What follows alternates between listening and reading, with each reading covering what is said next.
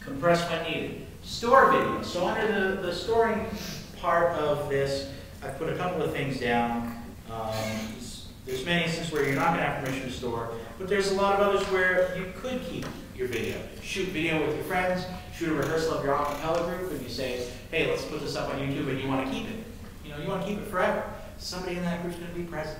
You know, you're going to sell it or something, you know. So where do you store it? How do you store it? The big thing for me that I wrote here, this is the page 3, second line, the last word says the accepted standard for a backup would be to have 2 copies in 2 locations. An easy way to do this is to burn a copy of the source files to an archival CD or DVD, keeping one in a different location. Get good quality CDs. There's something about that in selected vendors. Let me throw in a 1-minute infomercial to say that a spindle of 100 CDs might cost you $10 at a Best Buy. That's 10 cents a disc. But it's not uncommon to have 10 or 20% of those not even work right out the spindle, right? You try to burn it and it gives an error. Quality control on CDs that are commercially available in the main big box stores and stuff is unbelievably low. And in some laboratory tests of some of these discs, it used to be the case that they were advertised with a 40-year life. Now a lot of them start to fail after 2 to 3 years, which is not much time at all. They get corruption from oxygen and from other things as well. Now they're finding that some of the discs will only last a few months. So those are not a very good option, even at 10 cents a disc. On the other end of the spectrum, the high end, the phthalocyanine dye archival CDs that exist that are produced under stringent quality control, right? Taiyo makes a wonderful blank medium. Said that to last 100 years, and the tests so far suggest it should give you solid confidence of 40 years if stored nicely in a jewel case, not direct sample. How much would you pay for a blank CD that could last, instead of months, 40 to 100 years? How much would you imagine you'd pay, Alice?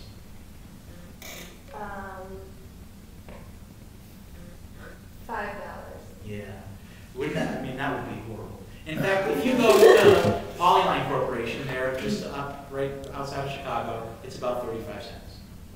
So 10 cents for a CD that's next to worthless and totally unreliable, to going to one that's in really wonderful condition for only 35 cents. Another 30 cents will get you a blank slimline jewel case, which is the right way to store those. So this is just, for me, over the last summer that I really got into it.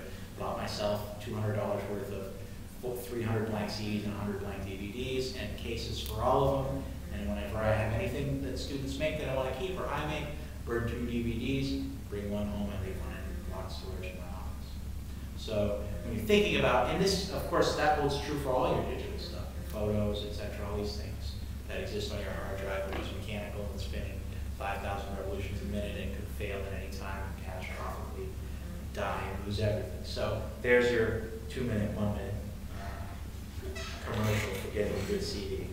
So we have this reality that YouTube now supports annotation. I'm not going to give you any real instruction on that. It's very straight ahead. When you have a video that's yours,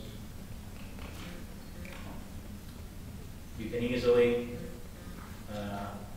go into it and turn on the annotation. I'm going to show you how it's here. You click it. Straighten this ukulele. And add an annotation.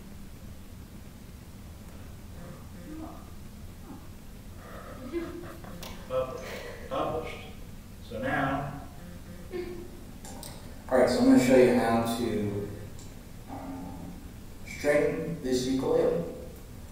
And many others like it. You've got a mouse.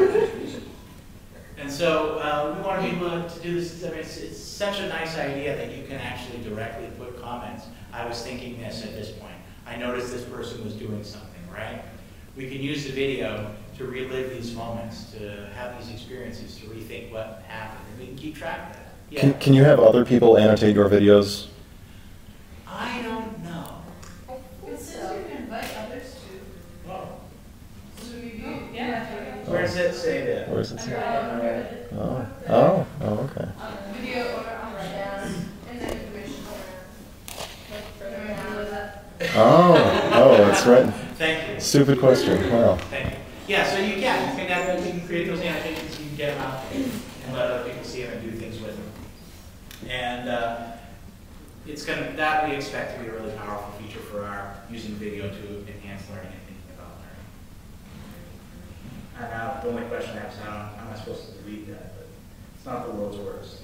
I'm going to briefly go over a couple of tools that I just recommend. Don't come with cameras in, so 90% of people never buy them, and 30% of those people regret not buying them at some point. A camera, that's obvious. But I just, in the handout, recommend a flip or any other kind of camera that's small and easy to use. The tripod, which I've already mentioned, of course, very inexpensive. I feel like I bought this tripod for like $5. You know? What's that? I think I got it off Amazon. And I bought like several things all at once, but I'm sure that this would be available from VH Video, maybe another place like Mono Price, several places. Yeah. I got a tripod at Micro Center for like $2 this summer. All right. So they're probably. Is that online or is that here? It was a store in the suburb where I live. Okay. But I'm sure a lot of other stores you can find stuff. I think every store in the world, because this can't cost more than a quarter to make. You know, I'm sure every store is willing to sell you an inexpensive tripod. So they should be easy to find. As I mentioned before, cord to connect your camera to your computer. Here's a small one that Flip made. You know, it's a little USB extension, and you just keep it plugged into itself, so the cord doesn't get all gummed up on the ends when it's sitting in your bag. But again, this camera is really poorly designed for this laptop. It doesn't quite fit in. Plus, it's angled this way, so I got to come over here, and then this is a pretty significant weight. If you just try to hold the whole camera from the USB cable, you can imagine a lot of stress on that USB joint in your laptop, which on a laptop's connected to the motherboard, and the whole thing gets replaced if any of it breaks, which is a mess. It's a nightmare. So it's a really inexpensive thing. In fact, when I get to vendors, I'll reveal how much I paid for some of these cables. And last, a case for your gear.